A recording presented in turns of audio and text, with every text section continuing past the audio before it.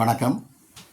நான் திரைப்பட இயக்குனர் அண்ட் நடிகர் பாரதி கண்ணன். அருவாவேலு, கண்ணாத்தாள், திருநெல்வேலி, ராஜராஜேஸ்வரி, பண்ணாரியம்மன், தாயே புவனேஸ்வரி, கரகாட்டக்காரி போன்ற 10க்கும் மேற்பட்ட படங்களை கதைவசனம் எழுதி இயக்கியிருக்கிறேன். என் வாழ்க்கையில் இதுவரைக்கும் ஒரு சின்ன எந்த குறைபாடும் இல்லாமல் எந்த ஒரு வழக்கோ வம்போ இதுவரைக்கும் நான் சந்தித்தது கிடையாது, சந்திக்க போகிறதும் இல்லை.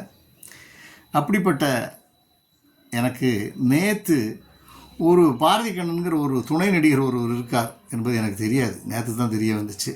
அவரை ஒரு பாலியல் பலாத்கார வழக்கில் போக்சோ சட்டத்தில் கைது செய்திருக்கிறார்கள் கோயம்பேடு போலீஸார்.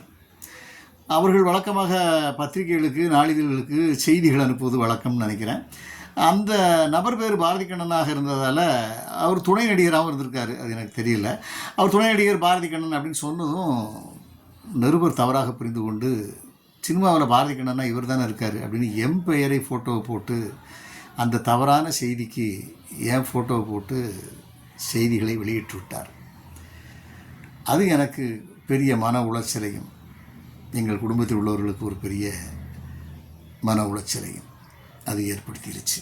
அதனால் அந்த சம்பந்தப்பட்ட நபர் பாரதி கண்ணனுக்கும் திரைப்பட இயக்குனராகிய பாரதி கண்ணனுக்கும் எந்த சம்பந்தமும் கிடையாது. கைது செய்யப்பட்டவர் வேறு. எனக்கு அதில் எந்த துளி அளவு கூட இதுக்கும் சம்மந்தம் இல்லை. அதனால் தவறுதலாக அந்த செய்தி போட்டாங்க. அவங்க மறுப்பும் தெரிவித்து இன்னைக்கு வெளியிட்டாங்க. அதுக்காக அவர்களுக்கு நன்றி சொல்லிக்கிறேன். இதை நம்ம யூடியூப் சேனல்காரங்க, ஃபேஸ்புக்கு, இவங்கெல்லாம் நிறைய பேர் இருக்கீங்க, நம்ம நண்பர்கள் தான் எல்லாருமே.